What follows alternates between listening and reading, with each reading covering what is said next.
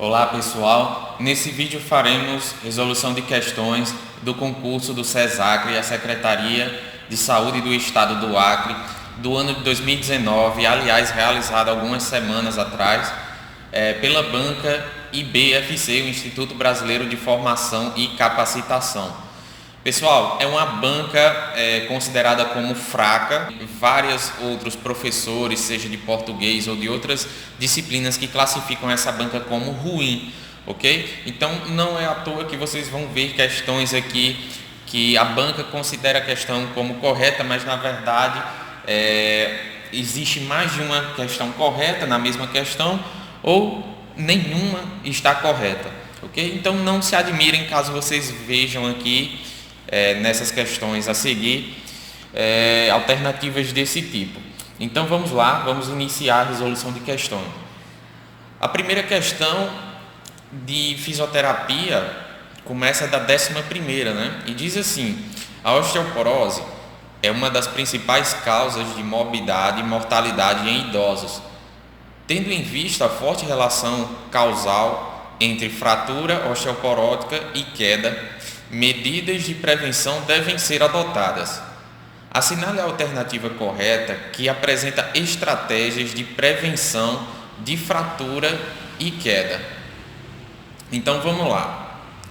Alternativa A: realizar exercícios físicos resistidos supervisionados. Bem, para mim até aí tudo bem. E praticar atividades descalço para melhorar a propriocepção.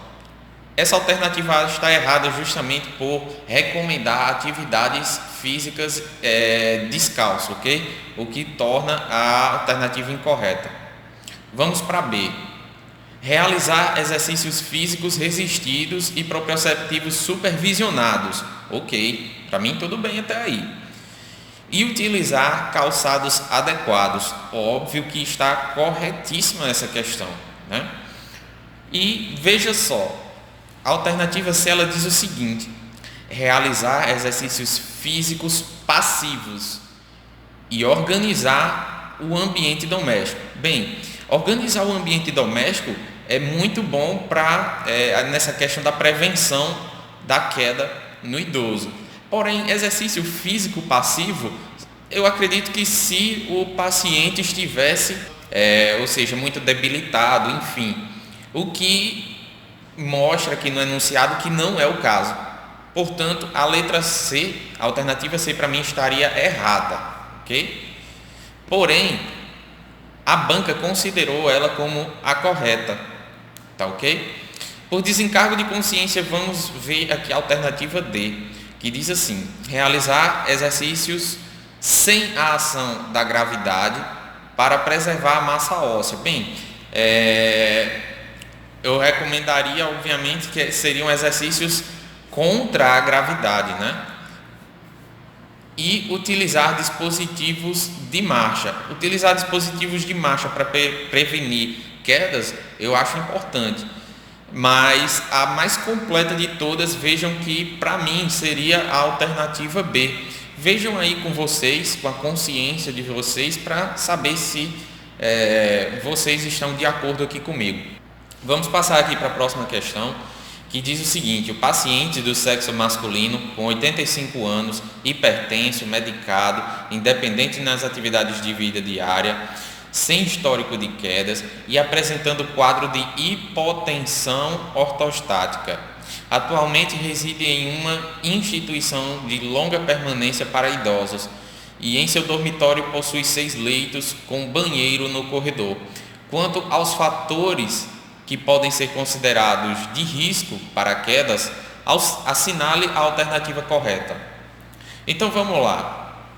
A idade avançada seria, a alternativa A, vamos lá. A idade avançada seria um fator de risco? Sim, com certeza.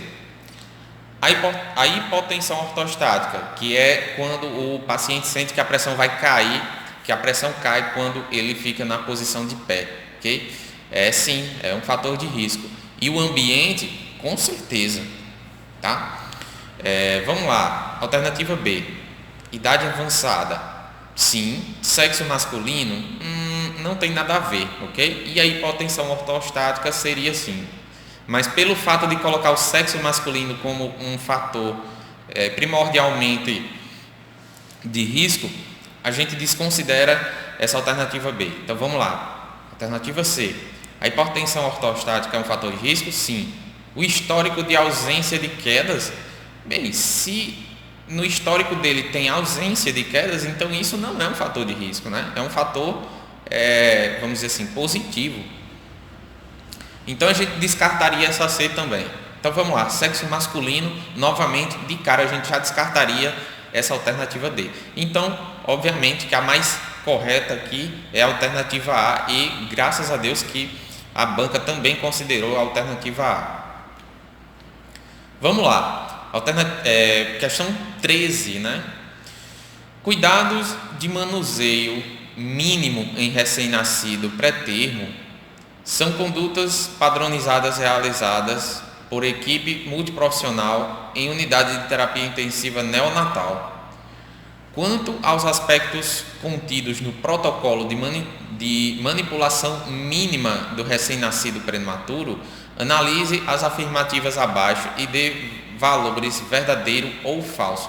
Bem, então, para que você pudesse responder essa questão com muita calma, seria interessante que você lesse o protocolo de manutenção, né, de manipulação, melhor dizendo, do recém-nascido. Então vamos lá. A aspiração endotraqueal e de vias aéreas superiores deverá ocorrer constantemente para evitar obstrução respiratória. Bem, aqui eu consideraria que a aspiração endotraqueal fosse feita somente quando necessário, tá? Então eu consideraria essa questão como falsa. E veja que a gente já descartaria a alternativa C. A iluminação, ruídos no ambiente e manipulações do recém-nascido prematuro devem ser minimizados, ou seja, feitos só quando realmente necessários. Então eu colocaria essa alternativa aí como verdadeira, ok? Então fica FV. Priorizar o posicionamento do recém-nascido prematuro em decúbito ventral com o objetivo de incentivar a extensão e a abdução dos membros. Na verdade, eu consideraria como falso, porque nos meus estágios, pelo menos, a gente sempre via, seja o recém-nascido prematuro ou não, colocados na posição de decúbito dorsal, ok? E eu consideraria essa questão como falsa. Então temos a posição pele a pele preconizada pelo método canguru poderá ser realizada após o 3º dia de vida e estabilização clínica do recém-nascido prematuro. Sim, eu consideraria como correta, ok? Então temos aí a alternativa B como sendo a correta e que a banca também considerou como correta. Questão 14. A atuação do fisioterapeuta na unidade de terapia intensiva neonatal tem promovido a prevenção e o tratamento das complicações cardiorrespiratórias e neuromusculoesqueléticas. Quanto à atribuição do fisioterapeuta nessa UTI, assinale a alternativa incorreta. Vamos lá. A. Solicita, realiza, interpreta exames complementares, prescreve e executa intervenção terapêutica cardiorrespiratória e neuromusculoesquelética. Sim, está correta. Por estar correta, não é a nossa opção que procuramos, ok? Lembramos que buscamos a alternativa incorreta. Realiza o posicionamento do paciente no leito, avalia e monitora os parâmetros cardiorrespiratórios. Está correta e, mais uma vez, não é a que a gente procura. C. Avalia e realiza a manutenção da instituição do suporte ventilatório e não invasivo e não invasivo, né? Bem, isso ficou bem confuso, essa questão, pela questão de trazer essa frase, realizar a manutenção da instituição. Bem, o que ele quer dizer aqui? Que é o fisioterapeuta que coloca o suporte ventilatório invasivo e não invasivo, Bem, se for isso que a questão quis dizer, realmente ela seria a incorreta, ok? Porque não é atribuição do fisioterapeuta colocar o suporte ventilatório invasivo no paciente, tá ok? Então eu descartaria essa questão aí, ou melhor dizendo, incluiria essa alternativa aí como a incorreta. E veja só, a D diz o seguinte: monitora e remove secreções da via aérea natural e artificial. Bem, ou seja, está falando da aspiração, melhor dizendo, né? Então, eu consideraria essa questão como correta. Já que a gente quer a incorreta, então a mais assim que eu vejo que está mais distorcida seria a alternativa C, ok? Questão de número 15. Após a ação traumática sobre o tórax decorrente de um acidente automobilístico, o paciente foi encaminhado à unidade de pronto atendimento com significativa dispneia e tosse seca. Ao exame clínico, apresentou murmúrio vesicular diminuído em hemitórax esquerdo e timpanismo à percussão.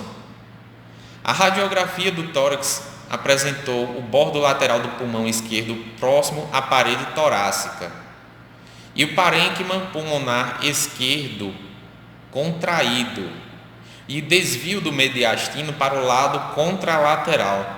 Acerca do provável diagnóstico, assinale a alternativa correta.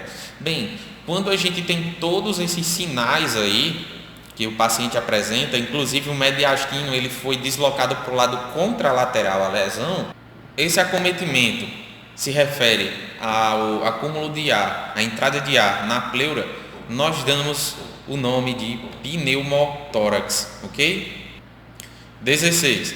A avaliação da função motora de um paciente que sofreu traumatismo raquimedular lombar por ferimento de arma de fogo é realizada por meio da ação dos músculos chaves de acordo com o nível motor. Quanto à ação dos músculos chaves das raízes de L2, L3, L4, L5 e S1, respectivamente, assinale a alternativa correta. Então, ele quer que você relacione o nível motor com o músculo chave, ok? Então, para isso, você precisaria ter decorado uma tabelinha dos miótomos, né? Então, não confundir com dermátomos. Não confundir dermátomos com miótomos. É tanto que temos aqui um vídeo falando exatamente sobre o que são dermátomos e o que são miótomos. Se você não lembra, eu considero que você vá na descrição desse vídeo e veja o link que a gente tem sobre essa aula de dermátomos e miótomos, beleza? Então você teria que ter decorado. Infelizmente é uma coisa que é muito achada em bancas que fazem questões ruins. Elas exigem um certo nível de decoreba em algumas delas. Inclusive, algumas dessas bancas ruins trazem questões de goniometria, né?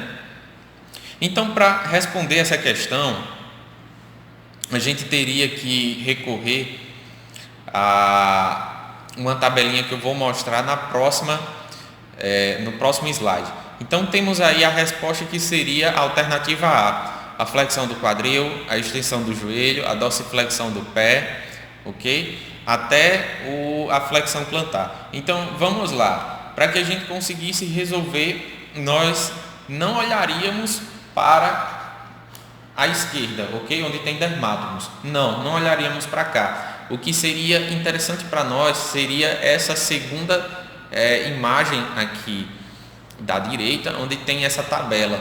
E veja só que na raiz de L2 nós temos uma relação com o movimento de flexão do quadril, L3 com a extensão do joelho, L4 com a dorsiflexão, até S1, né, que faz relação com a plantiflexão do tornozelo, eversão do tornozelo e a extensão do quadril. Agora vamos para a questão 17. Paciente do sexo masculino com 35 anos, com sorologia positiva ao vírus da imunodeficiência humana, o HIV, sofreu sintomas de gripe e necessitou ficar em repouso por 5 dias. Ao retornar ao trabalho, iniciaram os sintomas de parestesia nos dedos do pé e posteriormente nos dedos da mão. O quadro se agravou, apresentando fraqueza em membros inferiores, o que impossibilitou de andar. Progrediu, acometendo braços, tronco, cabeça e pescoço. Foi submetido a exame eletrofisiológico, o qual constatou que os tempos de condução sensorial e motora estavam lentos em relação a um padrão de normalidade, confirmando que a doença comprometeu o seu sistema nervoso. Assinale a alternativa correta que indica a doença correspondente ao caso clínico descrito. Bem, não tem relação com a alternativa A, que seria a distrofia muscular do Duchenne, tá? Porque a distrofia muscular do Duchenne ela está mais ligada com a arquitetura da célula, tá ok? Que acaba sendo danificada. Alternativa B, síndrome de Charcot-Marie-Tooth, se eu não me engano. Não sei qual é a pronúncia correta, tá? Mas também não tem a ver com ela, porque um dos sinais bem característicos seria um aumento do arco plantar, ok? E não foi constatado aí no enunciado, ele não fala nada sobre isso, ok? Vamos lá, alternativa C, a síndrome de Guillain-Barré, está bem próximo disso aí e tem tudo para que seja Guillain-Barré mesmo, tá? Mas tem esse tipo de meningite ainda aí na alternativa D. E só para desencargo de consciência, essa meningite ela tem a ver com um vírus que ele é uma espécie de vírus primo do HIV, mas não é o HIV, ok? Então essa meningite, um dos causadores seria o HTLV, salvo engano, o que não teria uma relação com o HIV. Então a síndrome de Guillain-Barré ela também tem uma causa infecciosa e o HIV pode sim estar envolvido na causa. Então temos aí a alternativa C como a alternativa correta, síndrome de Guillain-Barré, ok? Veja que o que denuncia para a gente que é Guillain-Barré é pelo vírus da imunodeficiência humana, tá? O HIV, e todos os sintomas que vão se agravando com o tempo.